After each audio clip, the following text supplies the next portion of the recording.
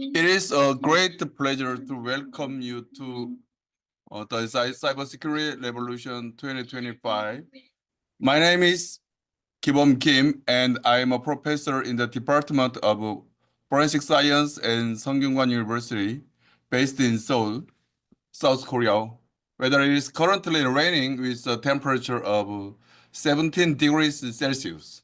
My areas of research include cybercrime investigation, digital forensics, and cybersecurity policy. It is both a privilege and an honor to serve as the co-organizer of this important conference for the first consecutive year. I would like to express my sincere appreciation to Executive Director Dr. Michael Joyce of the Human-Centric Cybersecurity Partnership at the University of Montreal for the outstanding leadership and unwavering dedication to this conference. It is also my honor to open our first session entitled The Role of Digital Forensics in the Age of Forgery and Manipulation. I will share recent research focused on the technical dimensions of digital forensics. I look forward to a meaningful and engaging discussion with all of you. This session will run for 2 hours and will conclude promptly at 11 a.m. Korean Standard Time, KST. Let us begin right now. Dear distinguished attendees, it is my pleasure to introduce the 5 esteemed presenters who will be sharing their valuable research with us today. All of our presenters are graduate students from the Department of Forensic Science at Sungkyunkwan University. Without further delay, let me begin by introducing Kyunghee Kim, a master's student who will present on real-time detection of evidence tampering during the seizure of Jandi messenger. Next, we have Kiyeon Kim, also a master's student, who will discuss on artificial intelligence-based approach to video forgery detection using structural and frame information. Our third presenter, Eunji Kim, a PhD student, will explore the current stage of illegal IPTV and the forensic approaches. Following her, Minyeong Jeong, a master's student, will address tracing messenger usage pathways through container analysis of video content in criminal investigation. Last but not least, Eunji Lee, a PhD student, will conclude with a presentation on forgery detection method for smartphone audio files. Each presenter will have a 20 to 25 minute presentation slot, followed by Q&A session, whether they will take 1 or 2 questions from the audience. You can ask questions directly or leave them in the Zoom chat and in YouTube.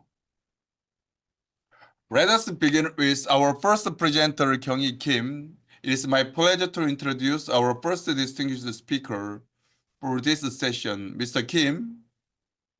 He is currently pursuing a master's degree in the Department of Forensic Science at Sungkyunkwan University. His research interests lie in the areas of anti-forensics, watermark, credential, cloud forensics, and vulnerability detection. Today, Mr. Kim will present her work titled Real-Time Detection of Evidence Tampering during the Seizure of Jandi Messenger. Let us warmly welcome him. Let us begin with the first presentation. Hello, my name is Kyunghee Kim. As I introduced earlier, let me briefly introduce myself once again. I'm Kyunghee Kim, a master's student in the digital forensic at Sungkyunkwan University, Department of the Forensic Science. It is an honor to present in this setting today, and I would like to thank you for the the opportunity. I will be presenting on the real-time detection of the evidence tampering during the seizure of the Jandi messenger. The presenter is Kyunghee Kim, and the research who collaborated on this study are Jae-min Sojeong, Sean Park, Eunji, Sang-eun Lee, and Gibum Kim professor.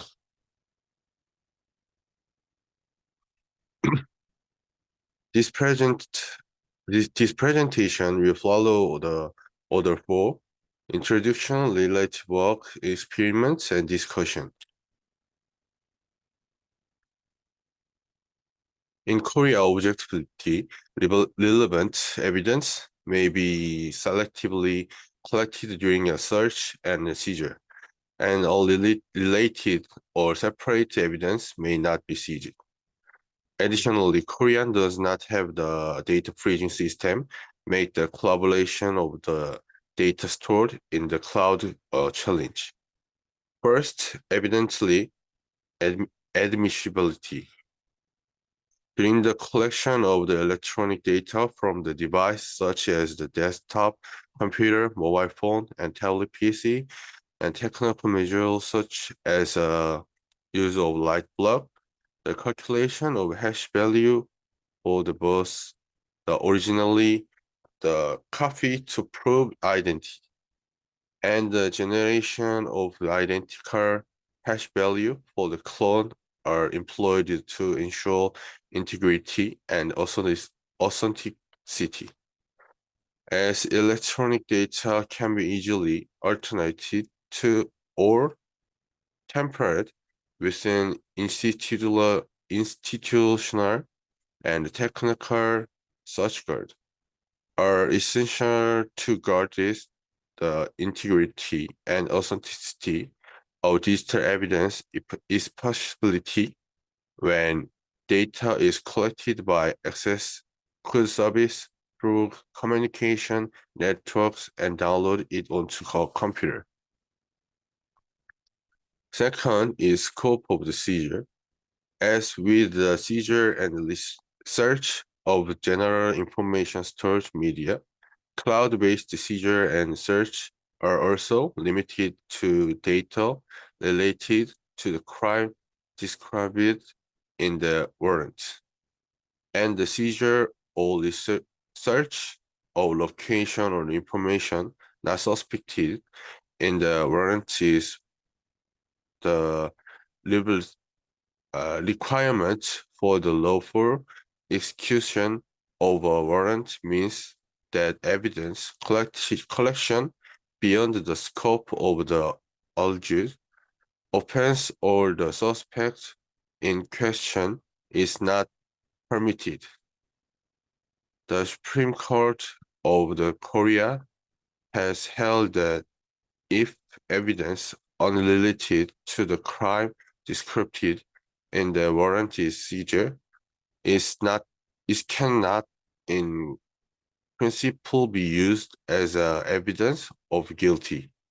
However, if it is related to the crime that was the object of the seizure or closely related to the crime, it may be used as the evidence according to during the cloud-based seizure only electronic data relevant to the alleged past may be seized. Data to the offensive cannot be the object of the seizure. Relevance refers the both object and the personal relevance, and there must be concrete and specific connection. Korea does not have a data freezing system, and therefore technical measures are required to prevent and prove real-time detection of cloud data during the seizure. Second is related work. As shown the bottom of the slide, I have to list 4 studies. Most cloud service provide authentication and input-output API, such as for file operation, to support third-party application developer. Continuous efforts are being made to analyze API communication method and available API list in order to collect digital evidence that is otherwise difficult to obtain. On-site memory forensic is extremely limited, and software-based accusation can alter the system state, potentially affecting the integrity of the evidence. For example, there have been the virus attempt to collect data via the API from the cloud.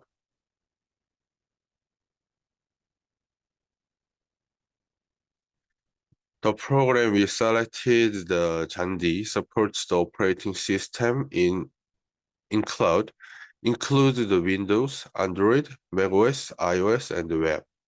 The reason for the selected Jandi is because it supported end-to-end encryption.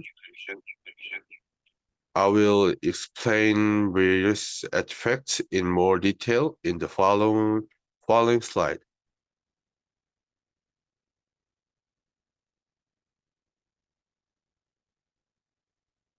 As shown in the bottom left corner, the experiments were conducted on both Windows 10 or Windows 11.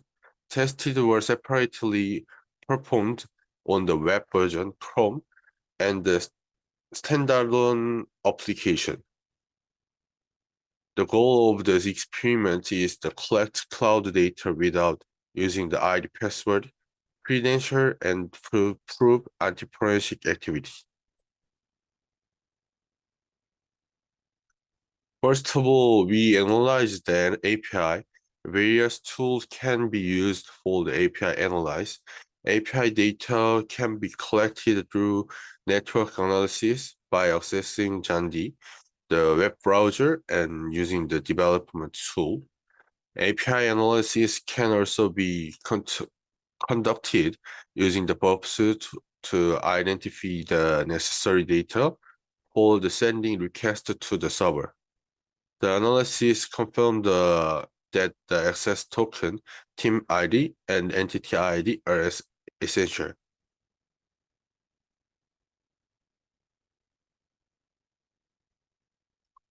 Based on the previous API analysis, we attempt to collect the access token, team ID, and entity ID from the local source. As a result, if there is a recording of the access Chrome, the access token and UUID can be obtained by the decrypt this path on the cookies file. In the Chrome, cookies are encrypted using the DP API and AES GCM 256 algorithm. However, due to the continuous updates to the response to the virus attack, and the decryption method must also be regularly updated.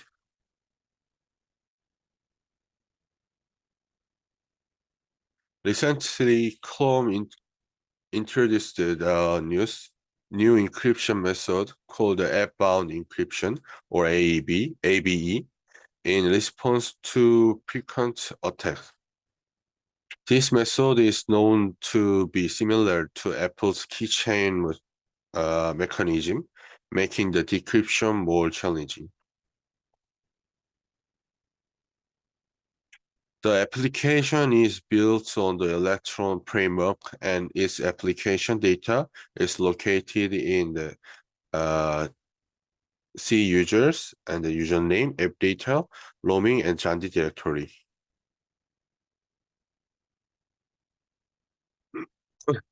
For API request, both the team ID and entity ID are essential. This value must be obtained from the ledger data within the app data, and then like this log file.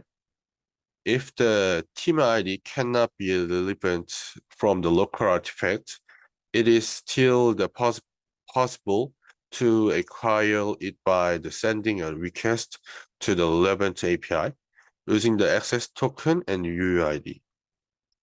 It's a right bottom, the picture is can find the team ID.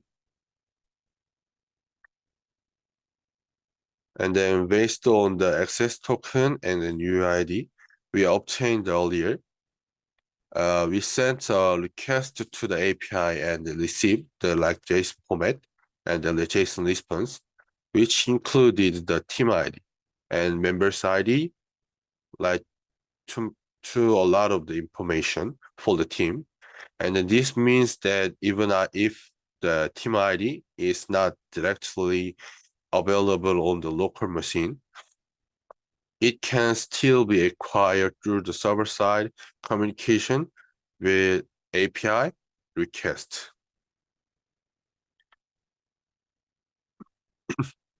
Unlike the web version, the access token in the desktop application is encrypted only using the Diffie API and the AES GCM255.6 algorithm, make it easier to decrypt compared to the Chrome.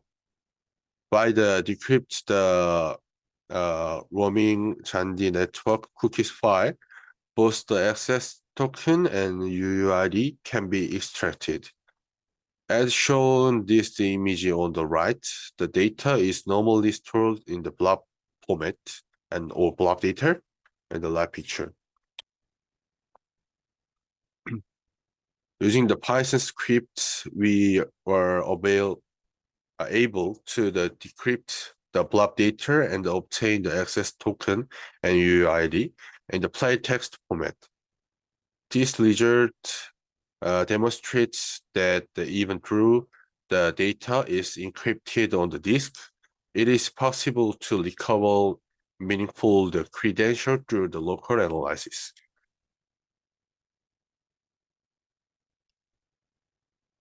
The access token is a JWT or JSON Web Token encrypted using the HS256 algorithm. By decoding the token, we can extract the various bits of the information, including the experiment type, and the associated email address. And this information can be used not only validate token and then also to link the evidence to suspect a specific user account. By including the access token UUID and then team ID and entity ID in the API request, it is possible to obtain response in JSON format. As shown on the left picture, the data visible within the Jandi application can also be retyped through the API request as seen in the right image. This suggests that it is possible to acquire the evidence without interacting directly without the application interface, which helps prevent an unintended data modification by the investigator during the acquisition. And then wrapped picture and then right JSON format picture is the same data.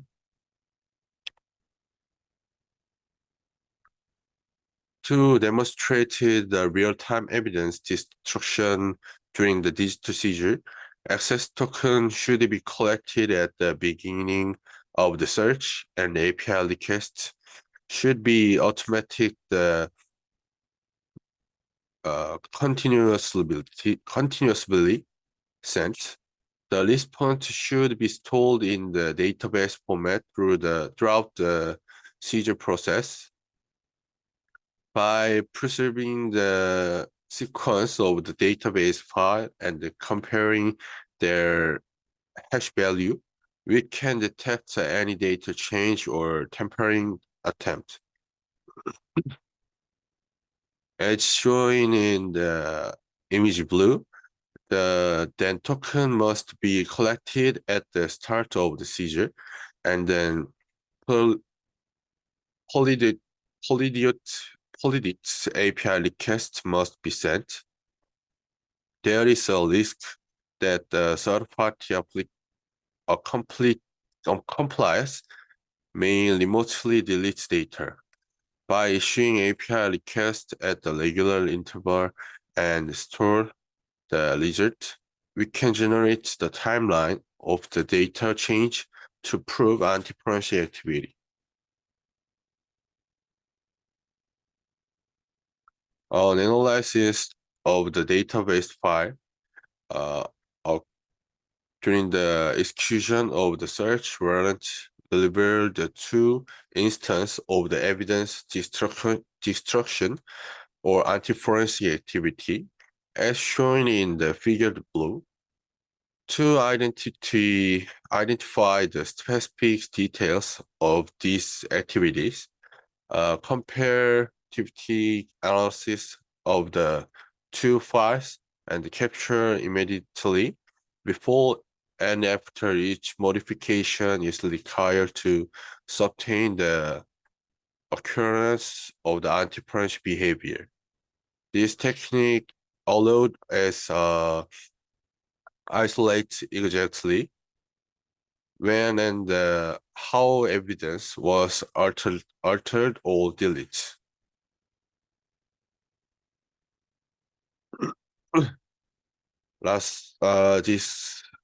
In conclusion, cloud-based data can be acquired by the issuing API request and analyzing the response.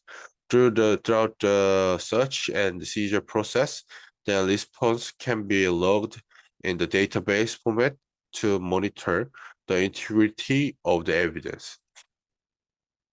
If the application contains an internal synchronization database, comparison between the cloud storage and locally cached data can help substantiate user action.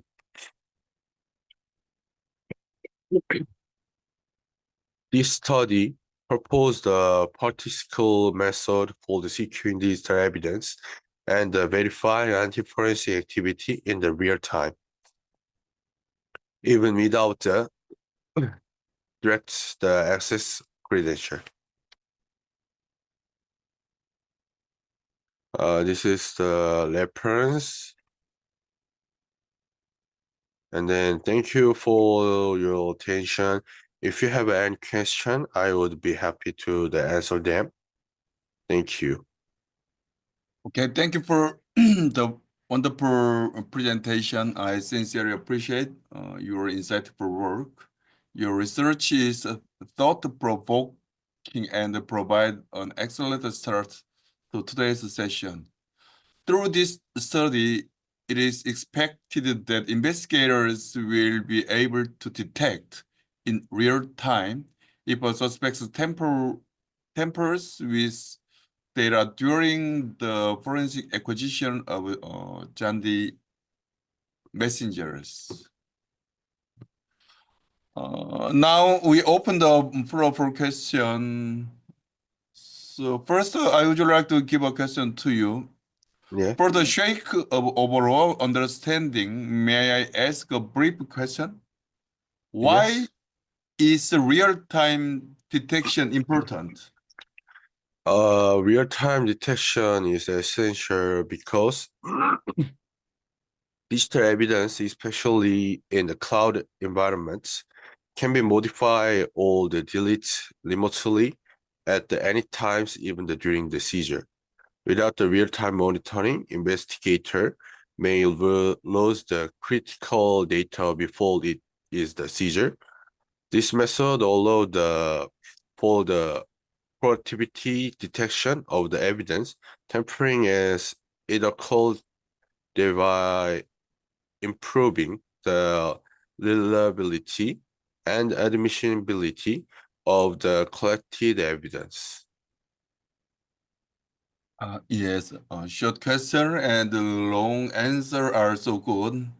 I have another question. Can the same method be applied to other messaging service messenger program apart from Jandi?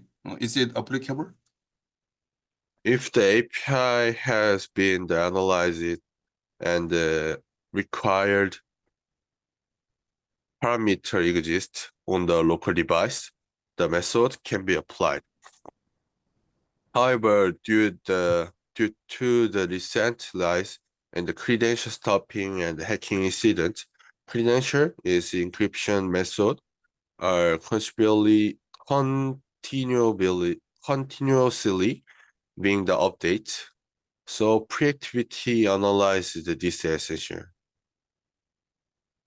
Okay, thank you for the answer.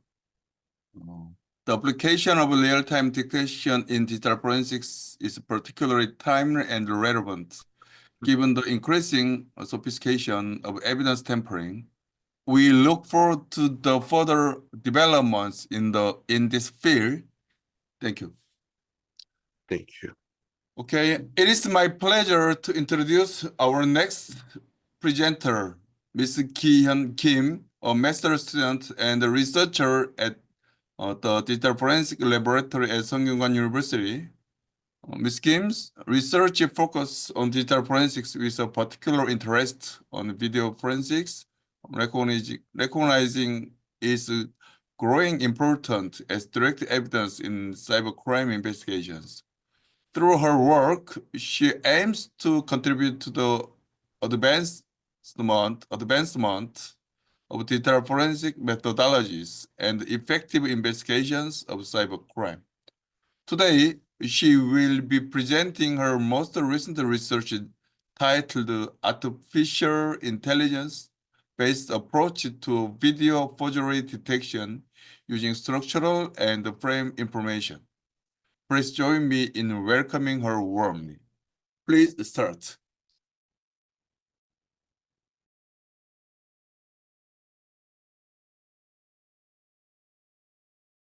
Hello, everyone. My name is Kiyeon Kim, and I am master's degree in forensic science at Sungkyunkwan University. Today, I will be presenting our research on an AI-based approach to video forgery detection with a focus on structure and frame-based information. This presentation will cover the following. Then let's get started. First, let me explain the research summary. Recent advances in video editing, especially deepfakes, have increased their misuse in crimes. This study proposes a method to detect mobile video forgery using structure and frame-based attributes. We collected 1,720 videos from Android and iOS devices and applied AI models.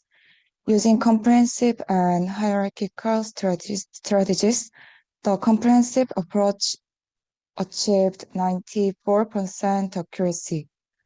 Feature analysis revealed that SPS, GOP, and structural order were key to accuracy, and incorporating frame information improved performance by 10%, highlighting its importance in forgery detection. The details will be explained later, but for now, this is a brief overview. Next is introduction and objectives. The rapid spread of video tampering, driven by advanced editing technologies, has led to its use in various crimes like digital sexual crimes, copyright violations, and election law breaches. Verifying the authenticity of video evidence is crucial in investigations as it impacts the integrity in court. However, existing tools focus mainly on restoration, with a lack of proper methods for detecting video tampering. Also, there are some limitations of vision-based forgery detection. These methods require high resources and have certain limitations. Although much research has been done, Its practical use is limited due to frequent undetected and burst detections. To address this, the objective of this study is to develop a video tampering detection method using extractable attribute information, specifically structure and frame-based information from videos. Next is background and related works. First, video structure refers to the information that is stored together as the video is created, edited, and encoded. This information is saved in a container called a box. The video structure includes details like playback duration, bitrate, codec, tracks, subtitles, and more. Due to the encoding feature of each application, the attribute information within the video exhibits unique structure values and order, which can be used to detect tampering. So there are two analysis methods in structure information. First is comparing the structure values, and second is comparing the structure sequence between video files. We used this technique in our study. Secondly, we used frame information. Frame information represents the composition and structure of video frames. This includes elements like SPS, PPS, and the GOP structure, which involves I, P, and B frame. The null unit is the basic unit for video data transmission and storage. Within this, SPS contains encoding-related feature, while PPS holds specific configurations, details about the frames. A group of pictures, GOP, defines the structure of video frames. It is designed to maximize compression efficiency by eliminating redundant data. The I, P, and B frames store the actual video information, which allows patterns and characteristics in the data itself to be identified and analyzed.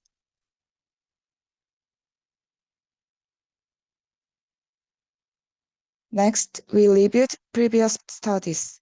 These studies have demonstrated the effectiveness of using structural information in AI-based classification for video forgery detection. However, so far, no research has combined both structural information and frame information together in a single detection approach. In addition, studies that apply various conditions or classify deepfake videos using these combined features have not yet been conducted. Next is methodology and experimental design. We conducted our experiments in the following sequence. Based on the learning results, we repeated the steps from design to pre-processing as needed. Through this iterative process, we were able to continuously increase the accuracy of our model. Next, I will briefly explain the experimental process. We used 4 Android and 5 iOS devices and selected 16 applications that support both recording and editing.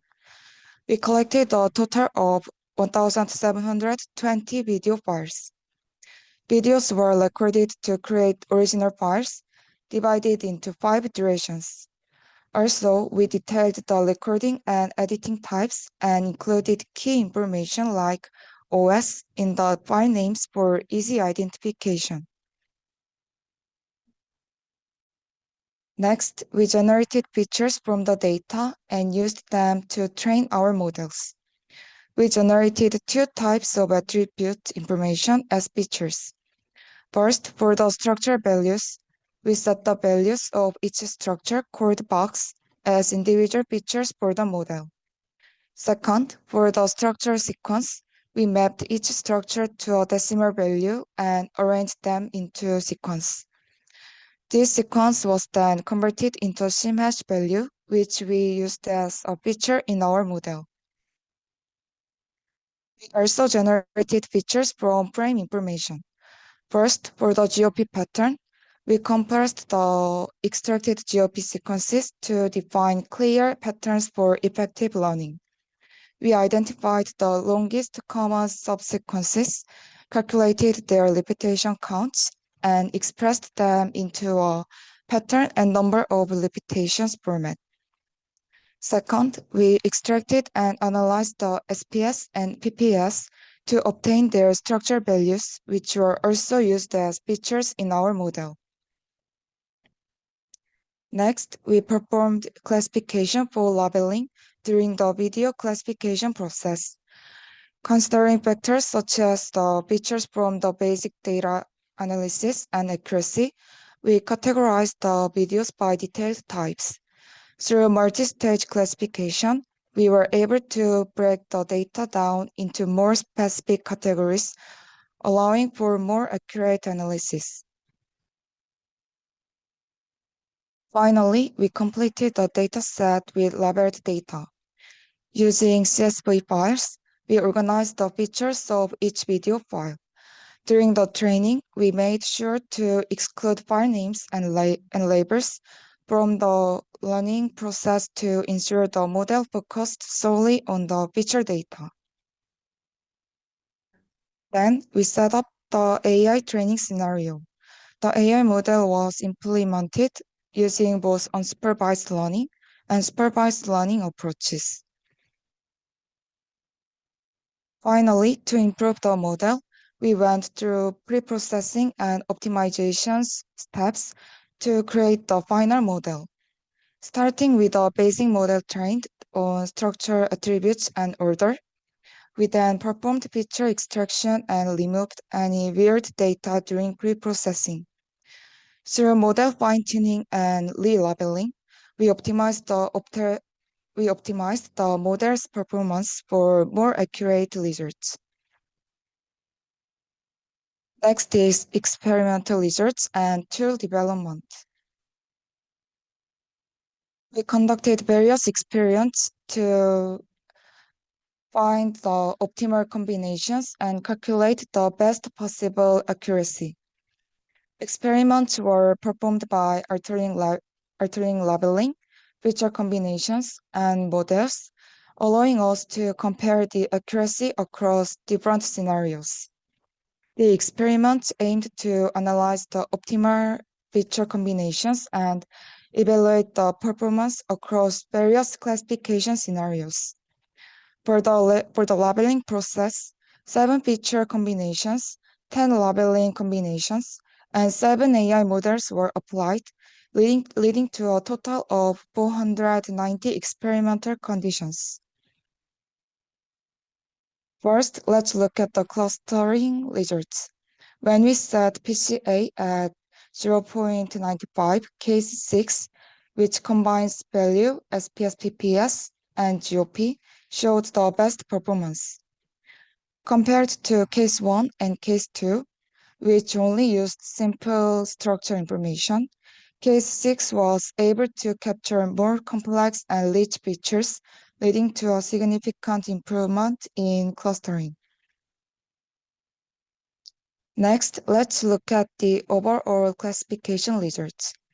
We classified the 1,720 videos using 3 methods.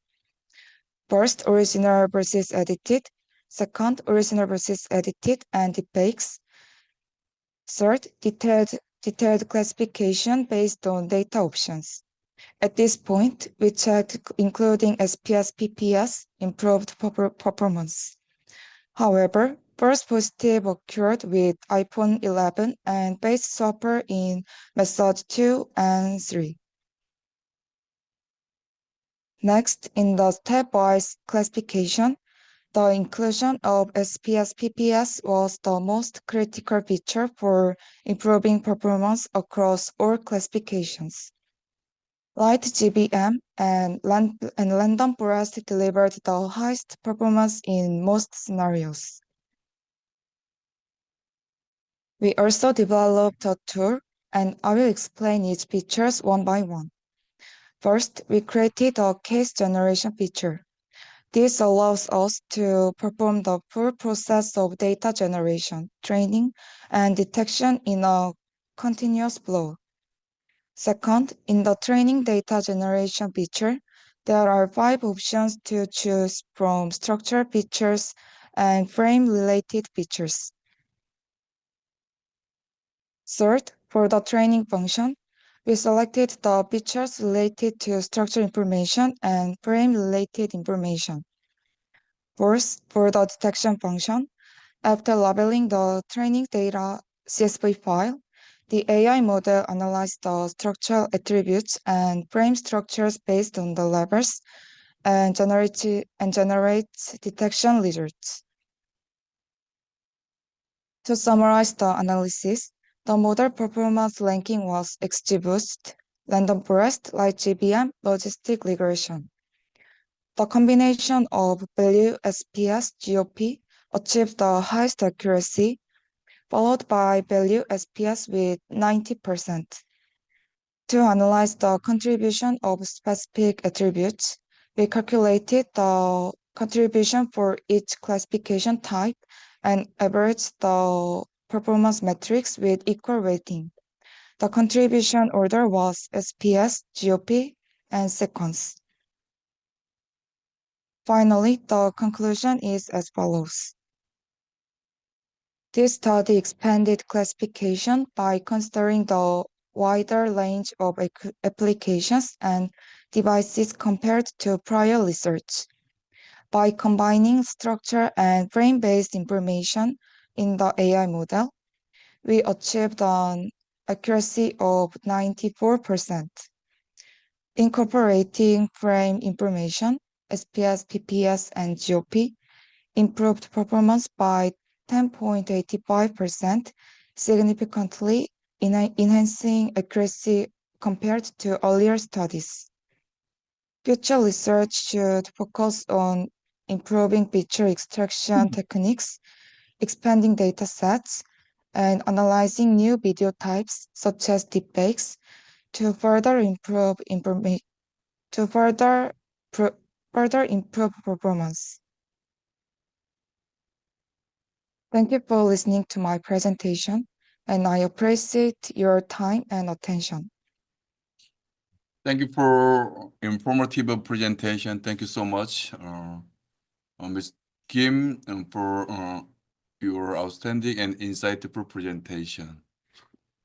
And we will now open the floor for questions. Please do not hesitate to ask any questions. Okay. To begin, here are a couple of questions, 2 questions I have. Why did the force directions frequently occur with the iPhone 11 and the face swapper applications? Why? Force detections between the iPhone 11 and face swapper likely occurred because, unlike apps like Snow or Soda, face swapper only offers image capture and deepfake editing. During original recording, the app is highly affected by the device used during capture. Further research is needed to understand why this issue is unique to the iPhone 11. Yes, okay. Another question. Is there any potential for data bias to affect the outcomes, the result of your study, your research? We collected data from various applications and devices, building a substantial video data set. However, we observed data bias in cases where deepfake applications had a relatively small number of video samples. Therefore, future studies should generate additional video data to improve experimental reliability. Okay.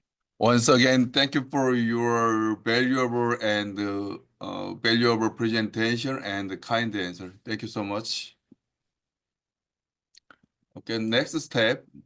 It is my pleasure to introduce our third presenter, Ms. Eunjin Kim, a PhD student in the Department of Forensic Science at Sungkyunkwan University. Ms. Kim has conducted significant research in valuable areas of digital forensics. Her notable projects include the development of an international investigative assistance cooperation system, technology to protect K-content, as well as the advanced development of next-generation footprint search technology using machine learning.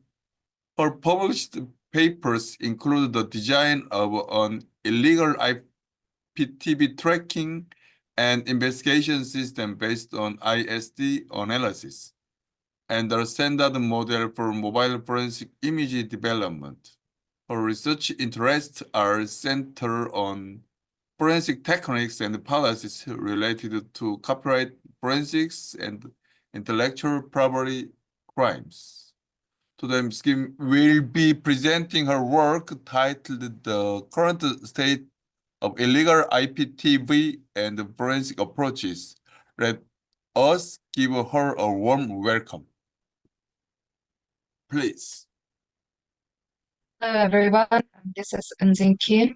First of all, it's a great honor to be here and to have an opportunity to share our research with you all.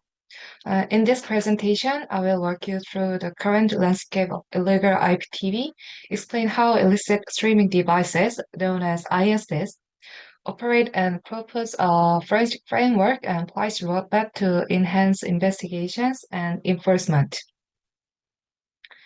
First, I'm a doctoral student from the Department of Forensic Sciences at Sungkyunkwan University, and I'm specializing in digital forensics. For today's presentation, we will cover introduction, current status of illegal IPTV, analysis of ISDs, countermeasures for illegal IPTV, and conclusion. Our broadcasting ecosystem has evolved from analog to digital, satellite, cable, and now IPTV. In 2023, IPTV subscription in Korea exceeded 20.98 million, nearly 58% of all pay TV customers, generating 5 trillion won in revenue, up 5.6% year-on-year. However, rapid market growth and content diversification have led to a surge in copyright infringements. For instance, in 2024, about 160,000 infringing copies of TV programs were consumed online across various channels. These figures highlight the urgency of understanding and combating this threat. Copyright infringement has moved away from downloads like web hard and sites and torrents and into real-time streaming, including illegal IPTV. Illegal IPTV service primarily target expatriate communities. The captured devices are located domestically, but the streaming servers sit overseas. Tracing these operators requires cooperation from ISPs and mutual legal assistance, yet investigation often grind to a halt due to lengthy delays and complex jurisdictional issues. Finally, a quick online search for watch overseas TV instantly returns step-by-step viewing guides, but prevention and enforcement measures continue to lag far behind. So our study had 3 main goals. First, to map the current status of illegal IPTV and evaluate existing countermeasures. Second, to conduct a detailed analysis of ISDs using packing captures on 4 populous devices. And third, to design a forensic framework and policy roadmap for more effective enforcement. We combine virtual reviews, case studies of domestic and international enforcement, and hands-on network forensics to achieve these objectives. What is illegal IPTV? Illegal IPTV refers to the unauthorized transmission of cable, satellite, or IPTV content over the internet. There are two main models: the download model, where users record broadcast footage and share files on web sites, and streaming model, which uses websites or ISPs to relay live broadcast in real time. Operators often pose as resume-made foreign providers, capturing signals domestically and streaming them through servers abroad. Early research is focused on download era protections, for example, watermarking filtering, HIS-based watermarking schemes, OTP and CAS-based DRM, and fresh blogging systems.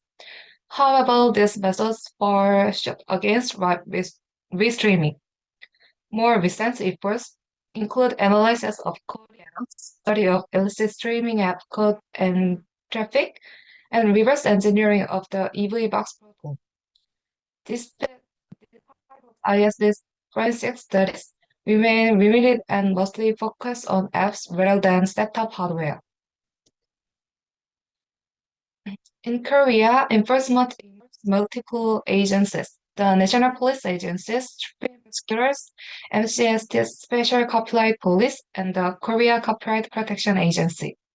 In 2022, MCST and Interpol signed the International Cooperation Pact on Online Copyright Enforcement. In October 2023, MCST launched the Copyright Crime Forensic Unit, and KCOPA established a Copyright Crime Analysis Lab. Abroad, Singapore bans ISD sales and enlists telcos for traffic tracing. Italy operates a finance ministry task force, and the UK PIPCU and Sky formed a joint IPTV enforcement squad, and the EU introduced the Be Streamwise initiative. Overseas ISDs are treated as a distinct crime with dedicated policies, while Korea still lacks a cohesive strategy. We analyzed three major Korean cases. First, an operator who streamed 63 channels exports across 10 countries. Second, a service offering 200 write programs and about 4,000 VOD files. And third, a group that routed 28 channels through overseas servers. In each case, procedural hurdles arose due to cross-border server networks, heterogeneous devices, and inconsistent investigative standards. So international cooperation often took many months, undercrossing the need for a streamlined process. And we examined 4 ISDs, such as TV Box T95G Plus, U-Box Pro 2, ePlay IA, and Fun3, by capturing packets during key stages, pre-Venchi, channel switch, 1 minute of viewing, and app exit. For TV Box T94 Plus, we confirmed KD player with PVR IPTV Simple Client, pulled 3 playlist online. By analyzing network packets, we discovered that the broadcaster's original IPs are being forwarded directly. In other words, these unencrypted streaming IPs are captured and retransmitted without any modification. The communication flow works like this. The IPTV host captures the broadcast signal, stores it in an M3U playlist, and the ISD that retrieves that playlist to stream the channels. On the U-Box Pro 2, the UP Live comes pre-installed, so viewers can stream immediately without any PVR setup. Our packet capture showed unencrypted broadcast data delivered via SDUN-based P2P from multiple peer IPs. In this architecture, the IPTV host first captures the video, then an illicit IPTV server authenticates both the users and the ISD, and finally the stream is pushed through P2P server and CDNs to the device. ePlay IA is tablet-styled style ISD stream without any external monitor. So we found 5 backend apps installed, but only one Starlight actually worked. In our packet captures, we saw connections to illicit domains like FindPick and Broker, along with multiple peer IPs. From this traffic, we determined that the device first authenticates the user via a API server, then pulls the channel lineup, EPG data, and peer address from the illegal IPT server, and finally receives the live stream over P2P. Finally, on FunTV3, we saw 5 backend apps installed, but everyone stalled at 80% during the update phase. We captured all packets up to that point and analyzed them. And we visit the domains logged in the traffic. Most of the update servers returned 403 errors, confirming that the services are defunct. However, a few domains were still live. We even found the APK file folder app, so further analysis of those remnants will be necessary. Viewing configuration and delivery protocols vary significantly by ISD model. Some boxes allow users to configure via add-ons and EVR, while others auto-authenticate and use pure P2P. Absolute firmware can back domestic analysis, carrying versus sampling. Network and access and pinpoint server IPs, domains, and authenticate tokens, providing concrete leads for investigations. The next step is countermeasure for illegal IPV. Before we designed the forensic framework, we organized our collected data based on the ISD analysis. We defined 3 core categories: information, domain, IP information, and packet level details, and communication purpose. This classification helped us exactly which data to collect for each category. Based on the gaps we identified, we propose an end-to-end copyright forensics framework. Building on the digital forensics lifecycle of collection, analysis, presentation, and management, we structured our framework into 4 phases: data collection, pre-processing, data analysis, and law enforcement. To automate the entire investigative pipeline, from evidence capture through internal cooperation, we designed purpose-built APIs for each phase.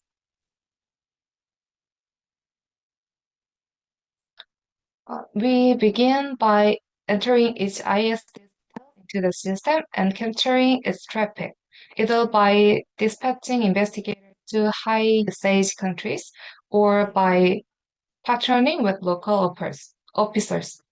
Then simply plugging the device into our designated PCs so the module can harvest packets automatically. Next, the pre-processing stages place those packets into IP metadata and communication payrolls, stores them separately, and enriches the IP layer through third-party lookups such as criminal IP. Data analysis module then sorts which packets by its communication purpose, grouping first by protocol and then by final distinctions in the payload, filters out IPs that do not affect the outcome, and finally visualizes the network by graphing only the key IP address. Finally, the law enforcement will compiles the analytical output into a formal report, streamlining both domestic and international legal proceedings. So to deploy the framework, we recommend establishing a standard SOP with clear laws for rights holders, CSPs, investigative agencies. Right holders must verify and report infringements proactively. ISPs should cooperate while protecting personal data, and agencies need jurisdictional alignment for signal hacks versus contained copies. We must expand international cooperation through MLAT channels and build anti-piracy networks in high-risk countries. So in summary, illegal IPTV poses a transnational threat that exploits diverse devices and networks. Current procedures are ad hoc and slow. Our forensic framework, our policy roadmap, aim to accelerate investigations, improve evidence quality, and strengthen global partnerships.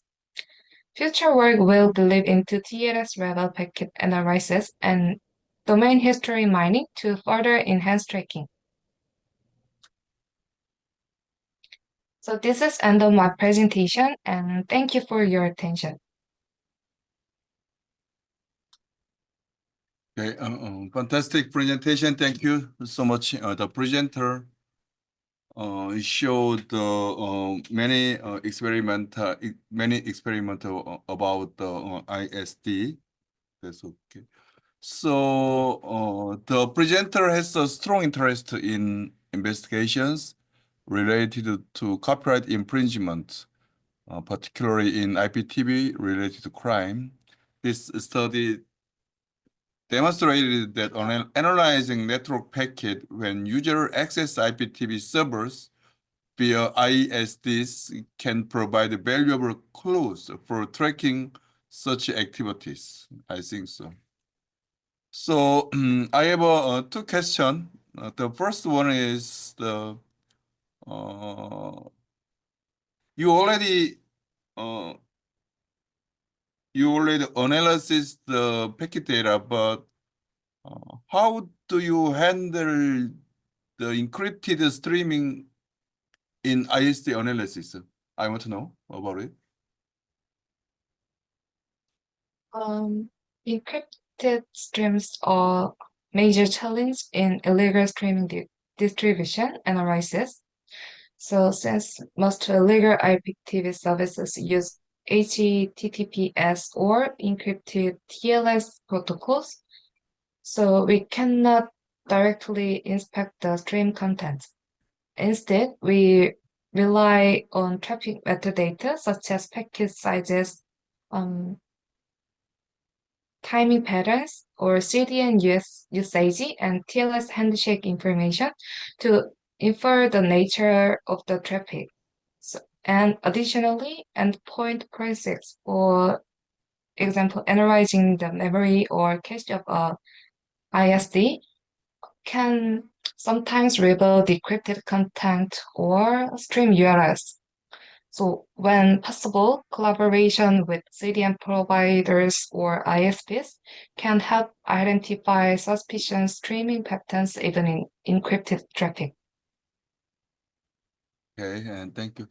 After you analyze the ISD device and then you propose the framework for the law enforcement. So what additional research is needed if the IPTV tracking framework proposed by you is developed for law enforcement use? What further improvements are necessary for its practicable application to the field? First, we need lawful techniques to decrypt TLS and QUIC traffic. Encrypted IPTV streams can be traced. And next, we should consider building an up-to-date ISD fingerprint database, allowing the framework to spot new pirate devices instantly. And finally, usability studies with police units will refine the workflow and shorten investigation times in rare cases. Okay, thank you so much. And I hope that continued research will lead the development of effective technologies to combat copyright infringement through IPTV servers. Thank you so much. Thank you. Okay, it is my pleasure to introduce the first presenter, Mr. Minyeong Jeong, a master's student in the Department of Forensic Science at Sungkyunkwan University. Mr. Jeong has contributed to several research projects in the field of cloud forensics, image forgery detection, and anti-forensics. In addition to his academic background, he brings prior industry experience from working at media delivery operations, which further enriches his forensic perspective. Today, he will present on the topic, tracking messenger using pathways through container analysis of video content in criminal investigation.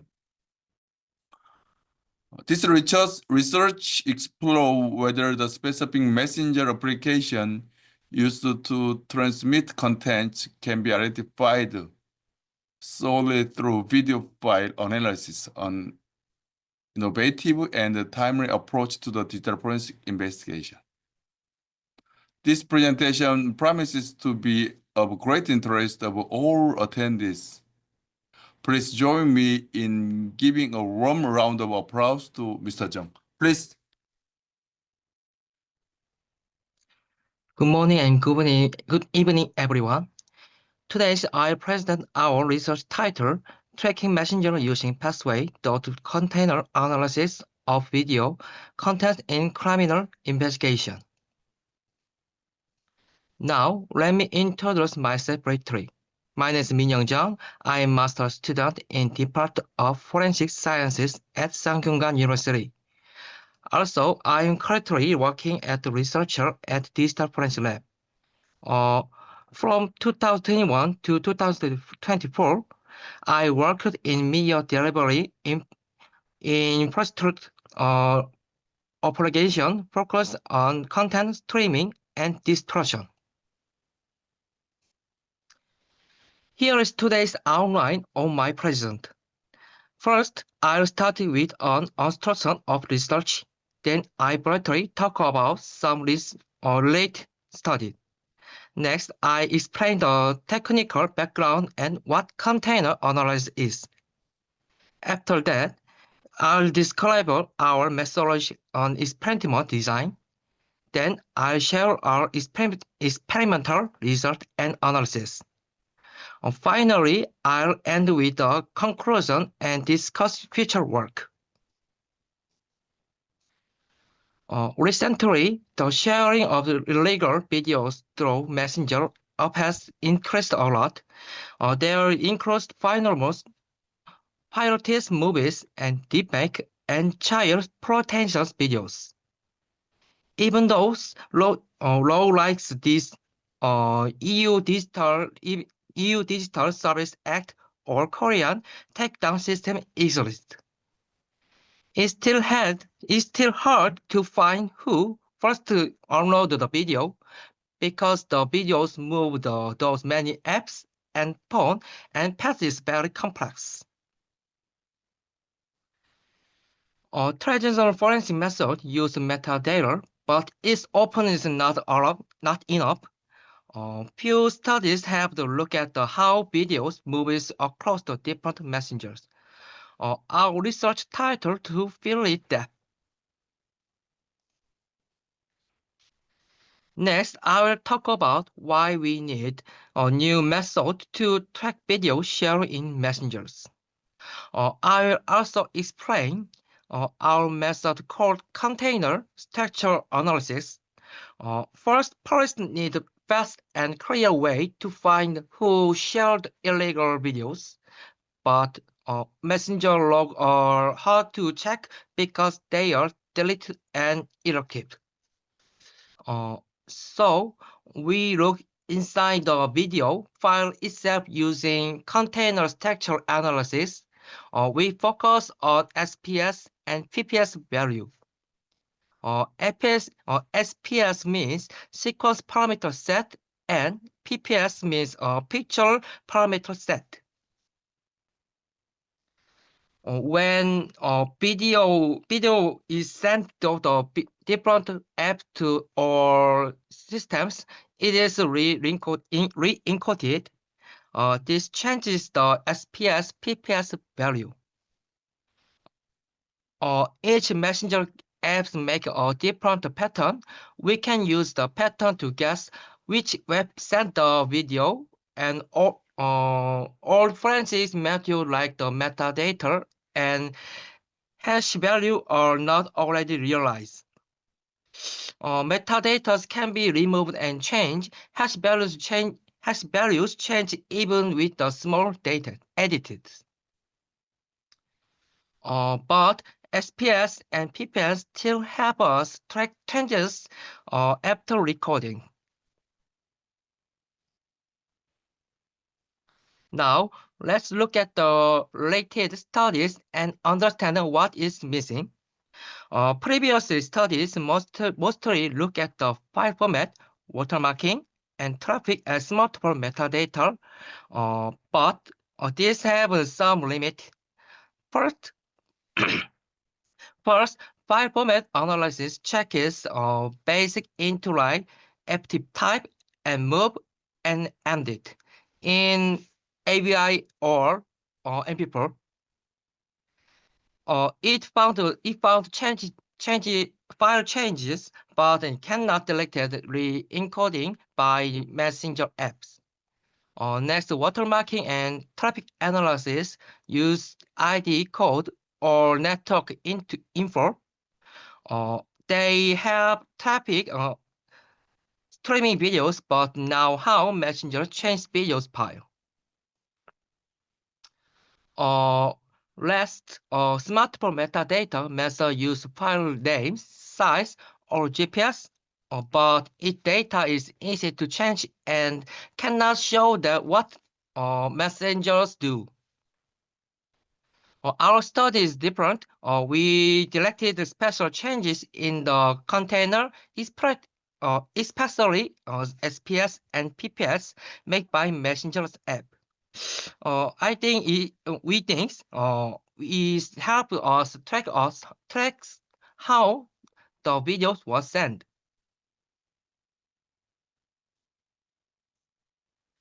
Now, I'll explain how some important technical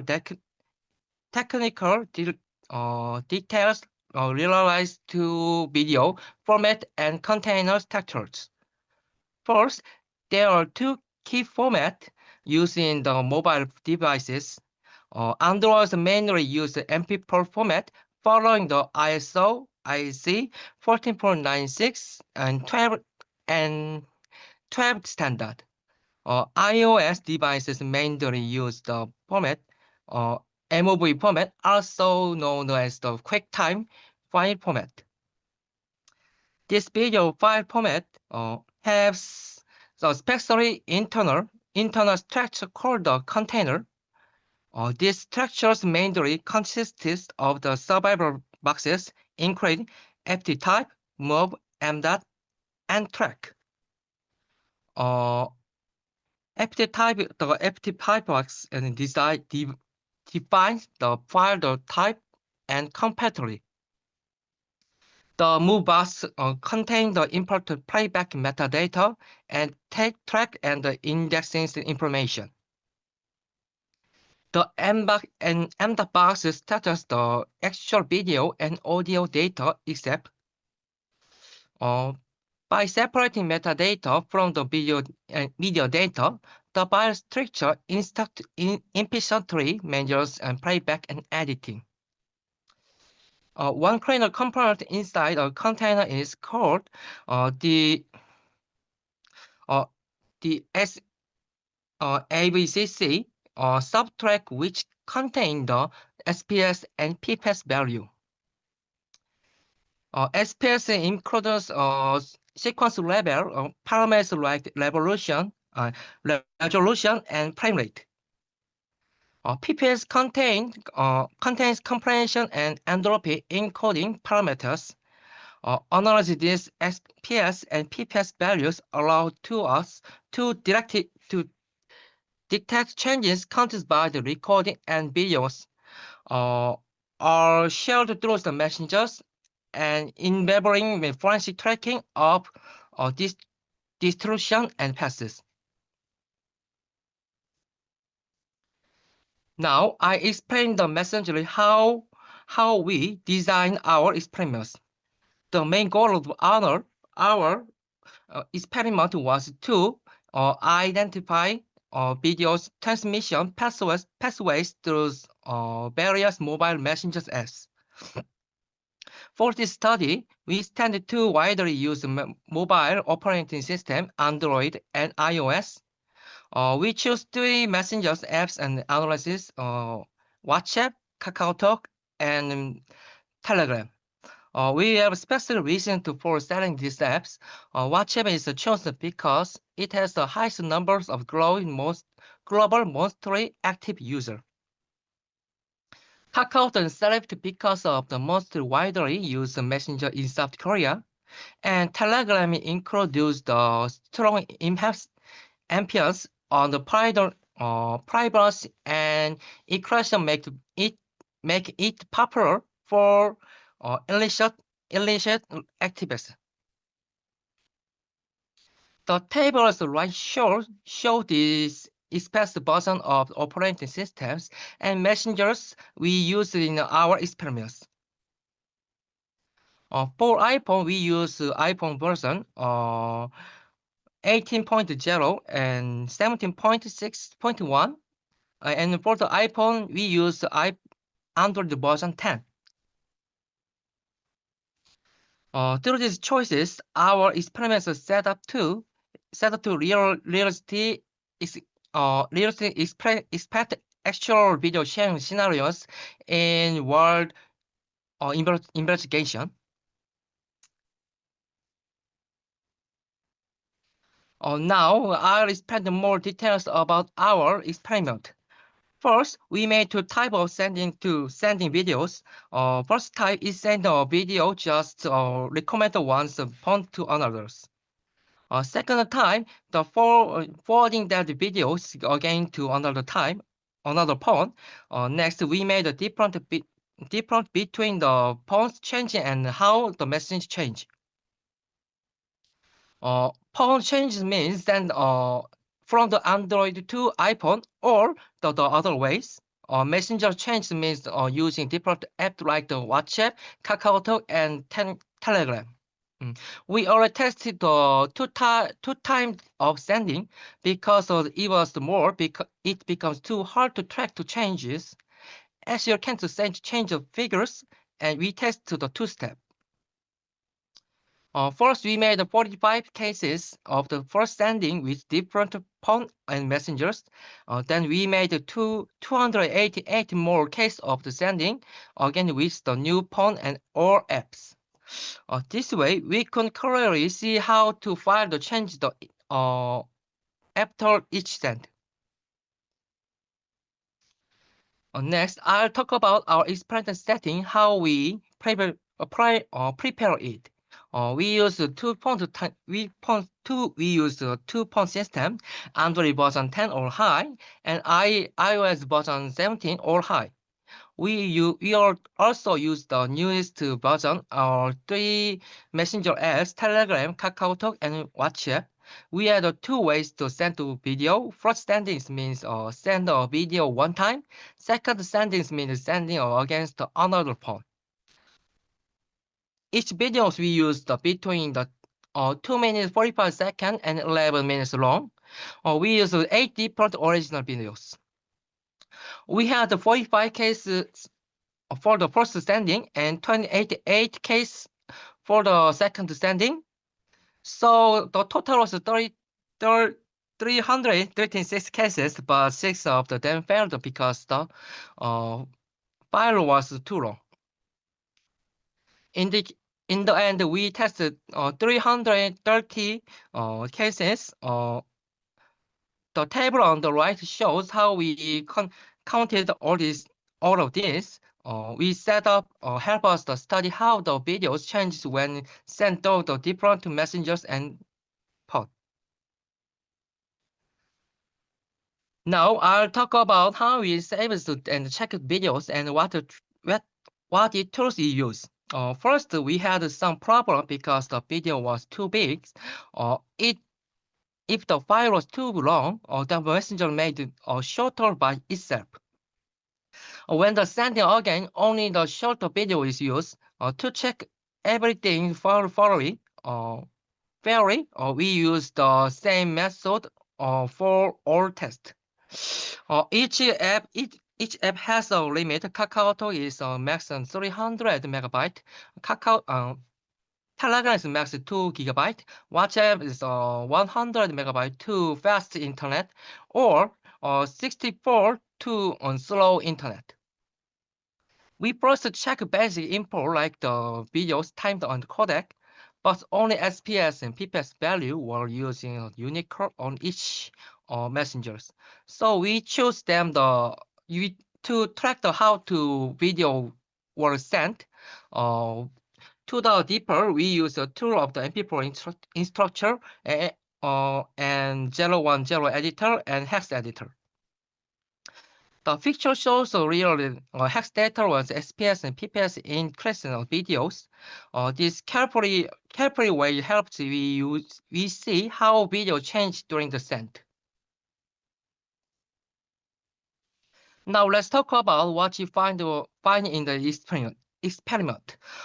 We send a video from the one Android phone and to the Android to the iPhone.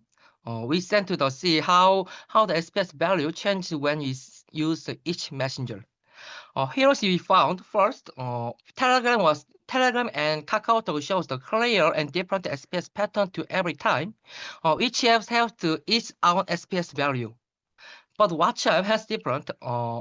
It has two type of the SPS patterns. This didn't change based on the phone. It was the same on the Android and iOS. It means even after one send, we can know which web was we use. Just with checking the SPS value, we can guess the messenger. The table on the right show what the SPS value came from the which web. It's too easy to different. Next question. Next page. Now analyze. I will explain the analysis from the videos made on iPhones. We send the videos to Android to another iPhone. Again, we look at the SPS value, Telegram, KakaoTalk, and WhatsApp. Here is found just one we send enough to tell where the videos came from. The SPS value shows that it was from iPhone and Android. So even this video was sent many times, we could still find out the original phone. This is user investigation. The table was the right showed the SPS pattern from the iPhone and Android and iPhone to iPhone. You can see the different messenger to phone make the different pattern. These patterns help us to track how video move through each apps. Now let's talk about the second sending experiment. We send the video from the Android to Android and then again to the Android to all iPhone. We checked how the SPS value changed during this process. Here is found first.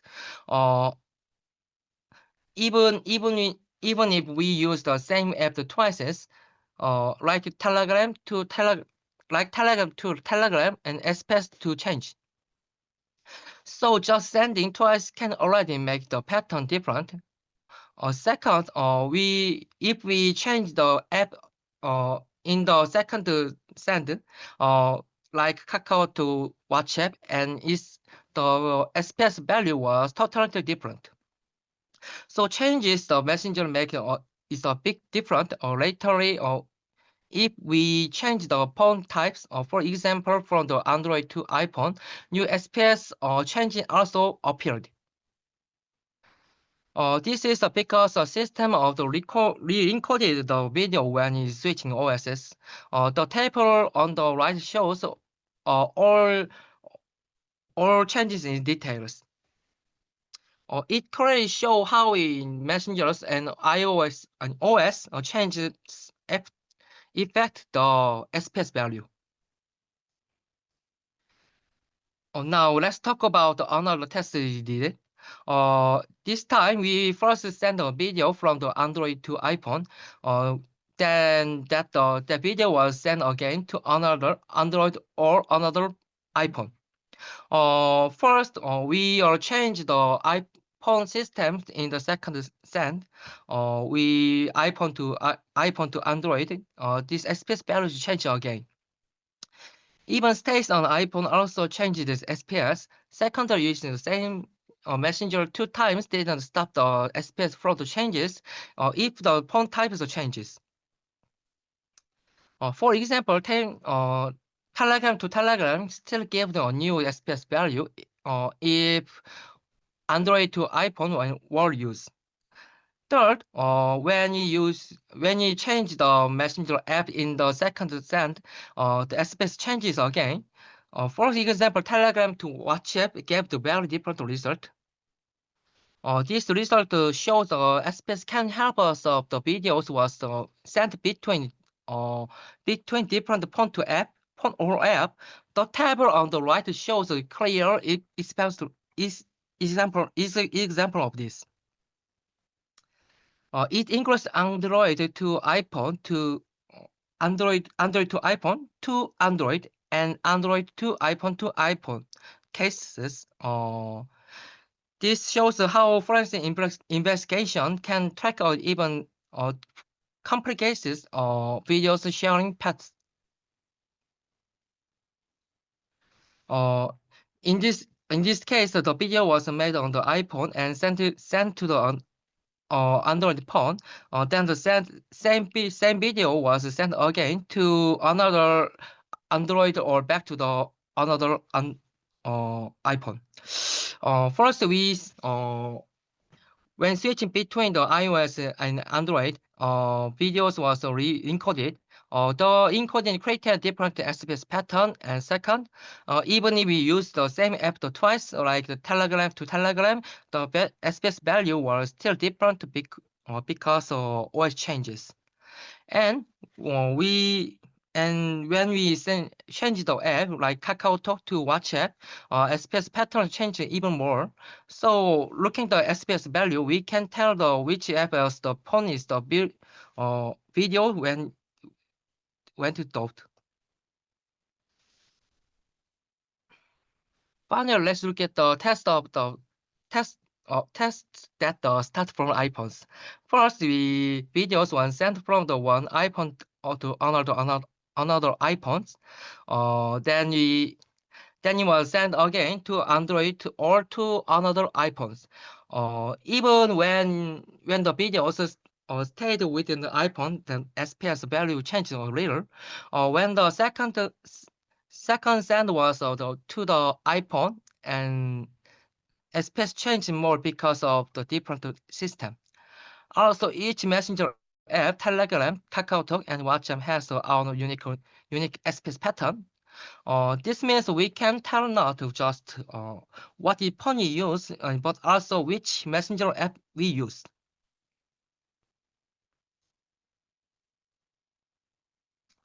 Now, let's summarize the key result from the one-time send experiments. We found that even just one send gives the clear information. SPS value always show two things: the phone systems and the messengers apps. It doesn't matter what phone receive the videos. We look at the first 5 bytes of the SPS value. SPS, each apps and systems made its own special pattern. You can see this pattern in this table on the right.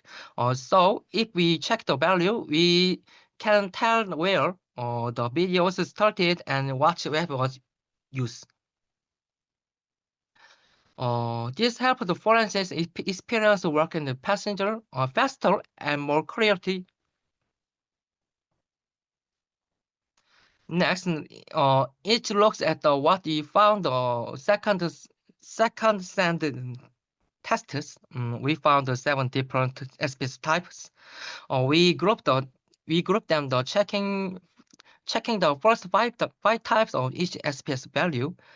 6 of these types were already seen in the first and tests. But one new pattern appeared only in the second send types. This means most SPS patterns stay the same after 2 send, but some new patterns can appear. The table on the right shows all 7 types clearly. It tells us which messengers and pawn types made each one. One pattern was special. It came only after we second transmission. It help us know if videos was sent just one or more than once. This is helps the forensic team on the follow and video paths, and even though the pawn of the app changes. Finally, let's review what we tried to do what we found. Our goal was to study how illegal videos moved out the phone and messenger apps. We focused on Android, iOS, and 3 apps, WhatsApp, and KakaoTalk, and Telegram. To do this, we analyzed the SPS and PPS values in these video files. This helps us track how videos we once sent. From the first send, we could see which phone and apps were used. Even though we couldn't always know what phone will receive it, we could always tell where it started and which app was used. In second send, we found a more specific pattern. This pattern shows what messenger we use. Our research can help focus investigation, track how the illegal videos more. This makes the digital investigation more accurate and stronger more information. Finally, I'll end talk about sharing the limit of our study and future ideas. First, some limit. We always tested the Android and iOS and 3 apps, WhatsApp and Kakao and Telegram. We didn't study how software upgrade could change the result. We also found that Windows does not show the tenable SPS pattern, and we did not separate the file or sensor from the internet sharing like QuickShare. We should test different version of the app of the type app of the phone system more closely. We need to separate the file upload and directory sharing clearly. We should also include window and cross-platform classes. In the future, we can use AI and detect SPS padding and patterns more accurately. The chart shows our ideas and future SPS spaces research.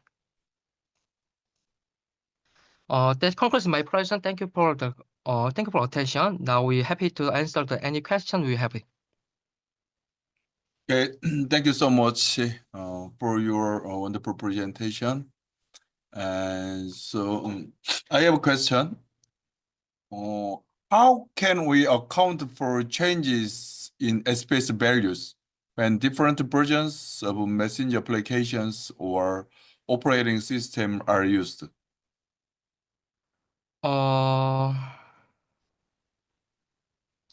On the systems like Windows, Mac OS, and encoding the more complex, many programs turn to changes on the videos when you send.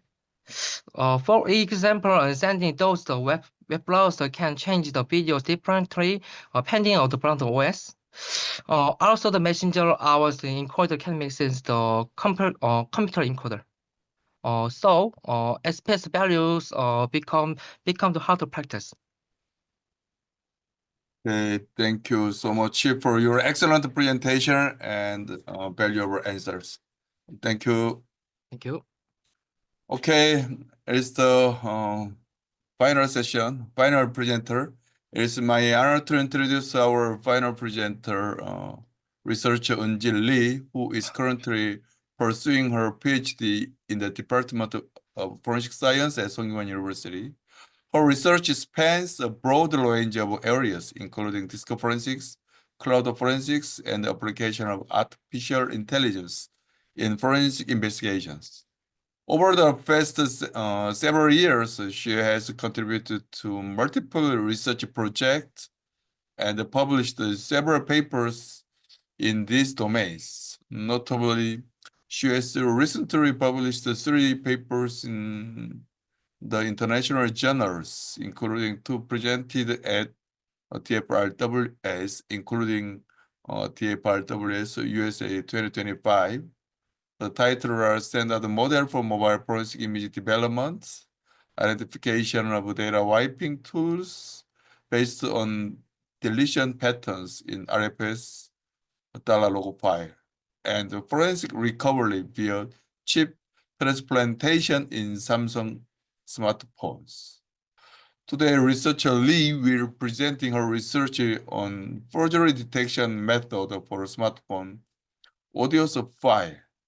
She always researches the smartphone, Samsung smartphone. Please join me in giving a warm round of applause to our final presenter. Please. Good evening. It's a pleasure to be here. I'm Eunji Lee, a researcher in digital forensics, and I had the opportunity to present here 2 years ago. I'm very happy to be back this year to share my latest work with you. Today, I'm pleased to present on the topic forgery detection method for smartphone audio files. Let us begin the presentation. Here is an overview of today's topic. First, the background of this study. With the rapid advance of digital technology and smartphone, there has been a growing misuse of media for criminal purposes. As a result, audio files such as recorded phone calls are increasingly being utilized as digital evidence. However, for audio files to be admissible in court, it is essential to establish their integrity and authenticity.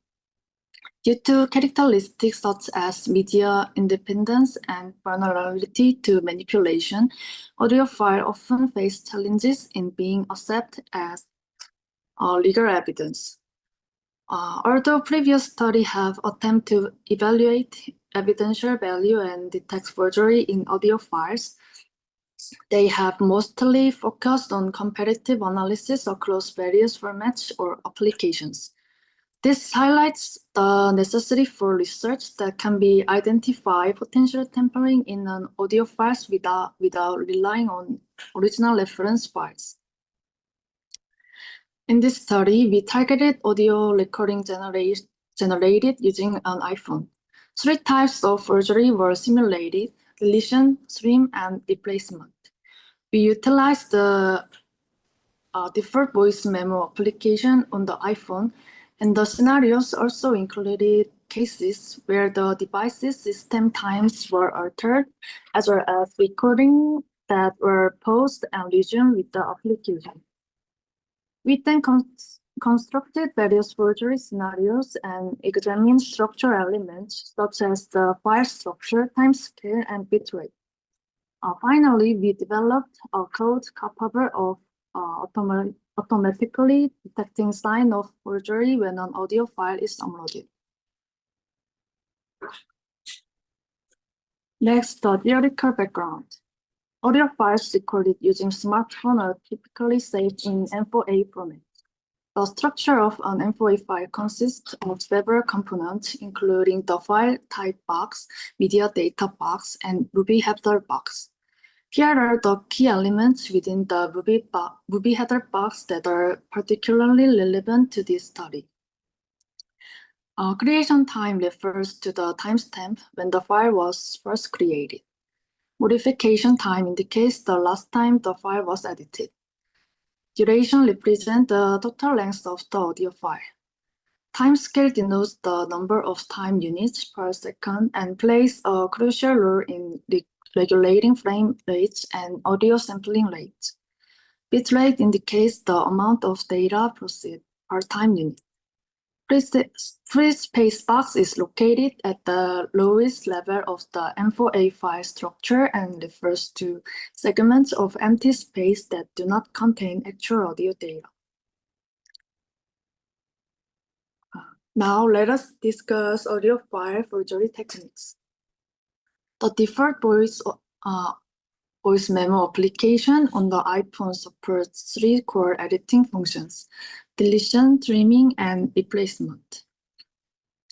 Deletion allows users to remove a selected segment from the beginning, middle, and the end of the recording. Trimming retains only the selected portion and discards the rest. Replacement substitutes a selected segment with a newly recorded clip. To illustrate the difference between deletion and trimming, consider a recording with a total duration of 1 minute and 17 seconds. If the first 17 seconds are deleted, then the segment is removed and the remaining 1 minute is preserved. In contrast, if the same 17 seconds are trimmed, only that segment is kept, while the unselected remainder is deleted.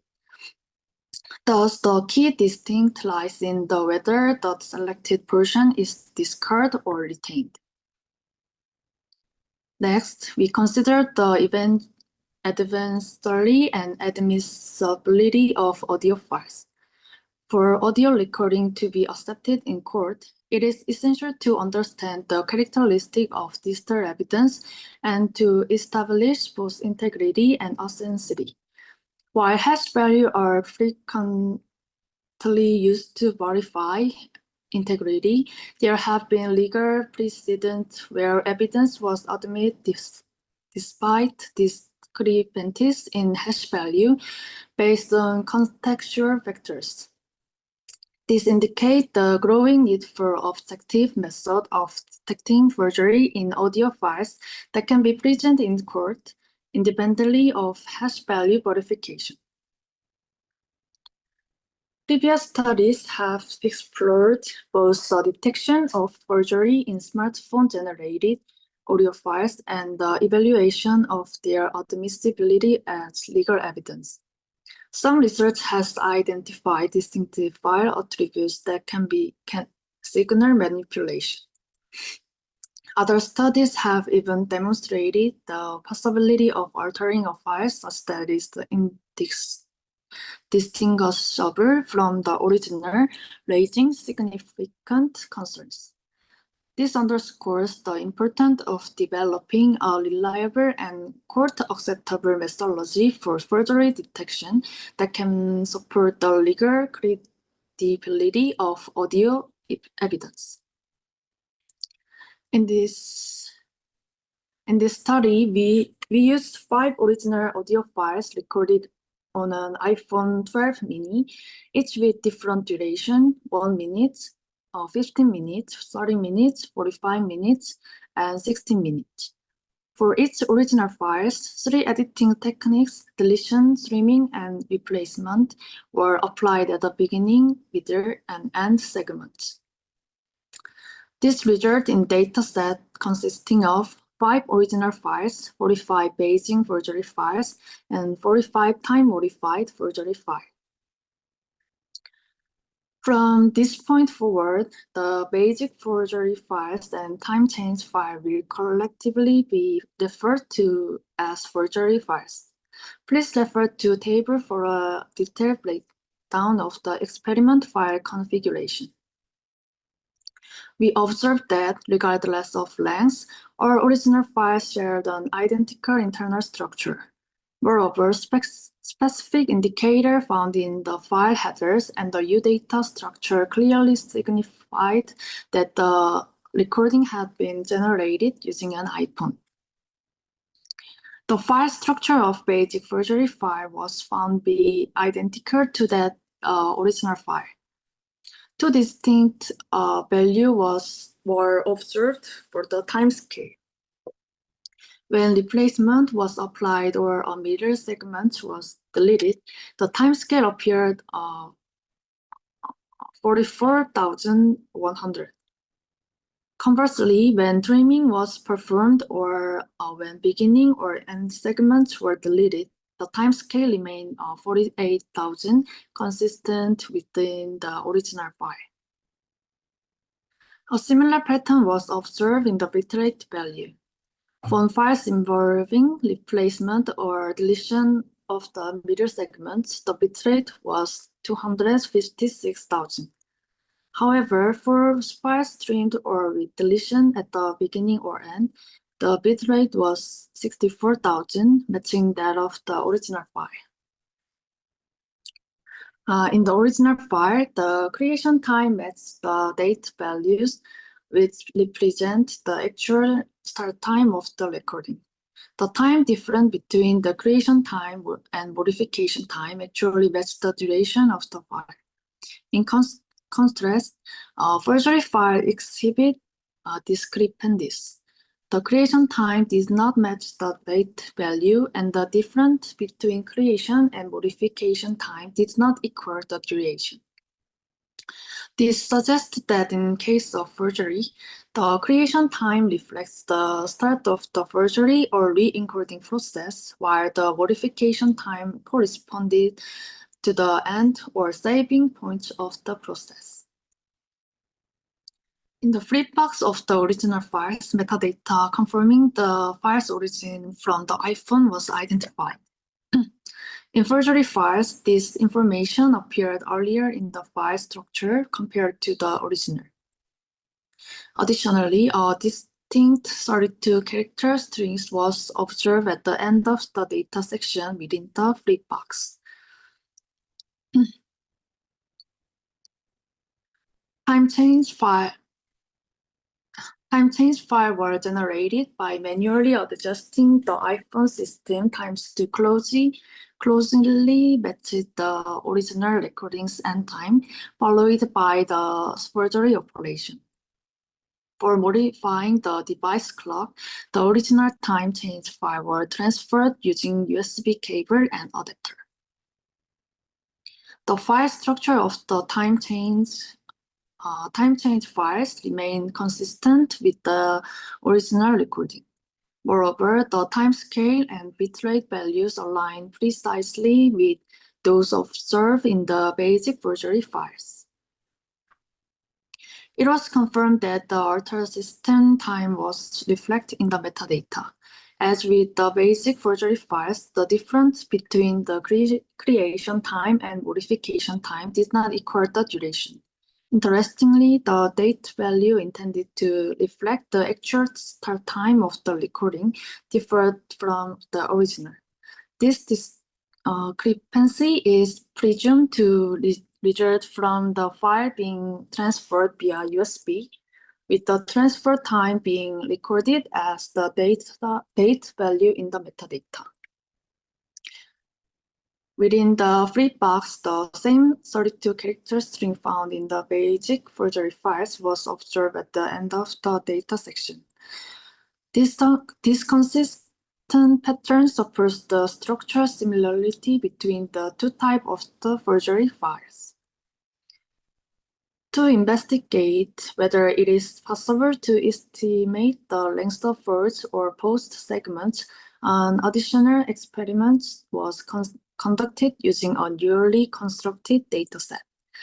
The forgery identification file consists of 17 minutes and 70 seconds audio files with a forgery operation performed on fixed 44 second segment. In the forgery identification files, the file structure differs from the original. The flip box previously present in the original files was no longer observed, and the new structure had been appended at the end of the file. In the forgery identification files, the timescale and bitrate value were consistent with those in the basic forgery and time change files. In contrast, post-detection files exhibit a timescale of 44,100 and a bitrate of 256,000, identical to the value seen when replacing segments or deleting middle section. Within the newly added structure, the previously observed 32-character string appeared to be corrupted. The time difference between creation time and modification time did not match the duration, and the creation time did not match date value. These indicators confirm that the file had undergone forgery. Next is estimation of first segment duration. Consider a file with a date value of November 11, 2024 at 30:42 and the duration of 16 minutes and 33 seconds.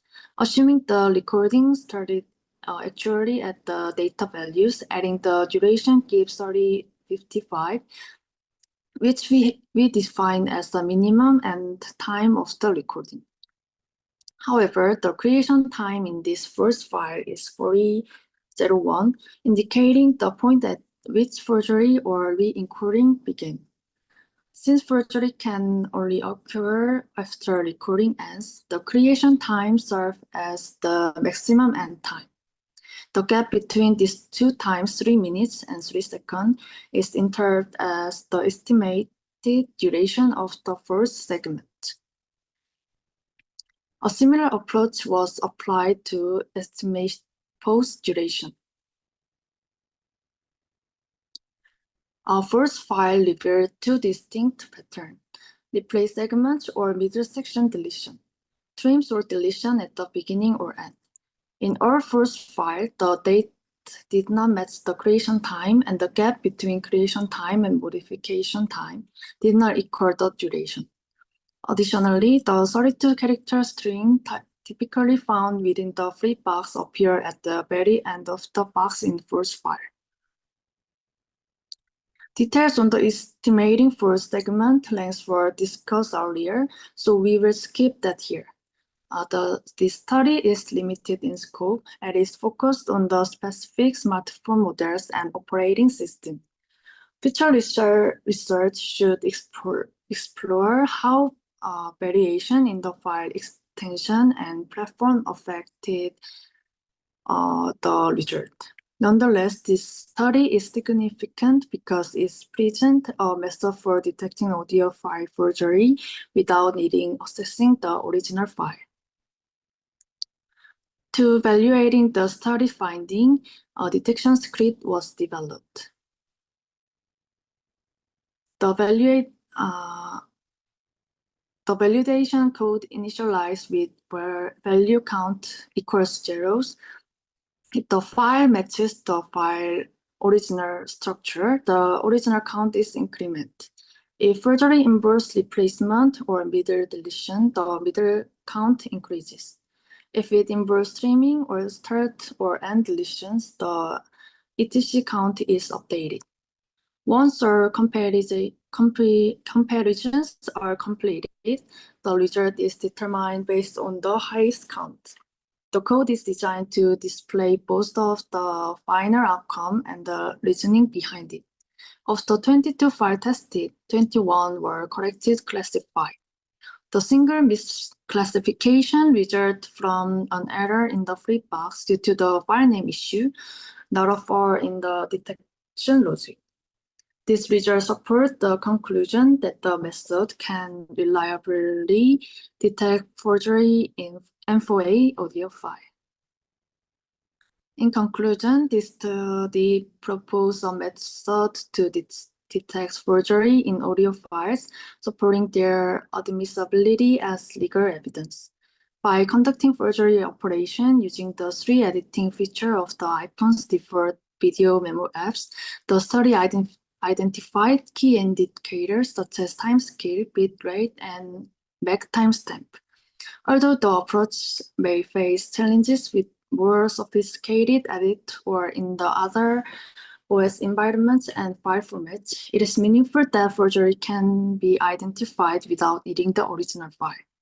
We hope this research will reduce legal disputes surrounding around audio files and support investigate procedure.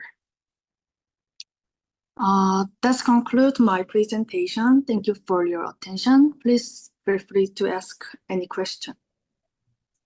Thank you for your excellent presentation. Your timing is so perfect. You concluded our session wonderfully. But time is not enough, but I will give a short question.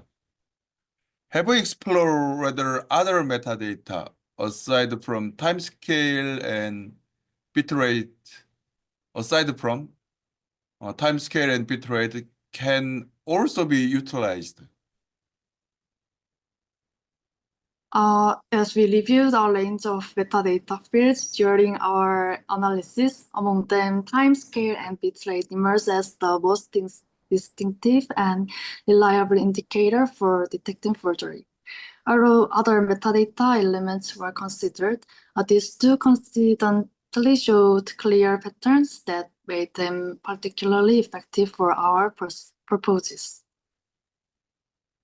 Okay, thank you once again for your valuable answer and contribution. Thank you. Thank you. I have just 3 minutes. The first session of the Cybersecurity Revolution 2025 has now concluded. I hope you all found the presentations both informative and thought-provoking. There are numerous research ideas to explore in this session. I would like to extend my sincerest gratitude to 5 distinguished presenters for sharing their research and expertise with us. Your contributions has been invaluable. Finally, I would like to express my gratitude to Professor Chang from Deakin University, Australia, who will be taking over as co-organizer for the next session. He is also set to present intriguing research topics, and we warmly invite you to engage with his session. Thank you all for your participation, and I look forward to seeing you next year with even more exciting topic. Thank you so much.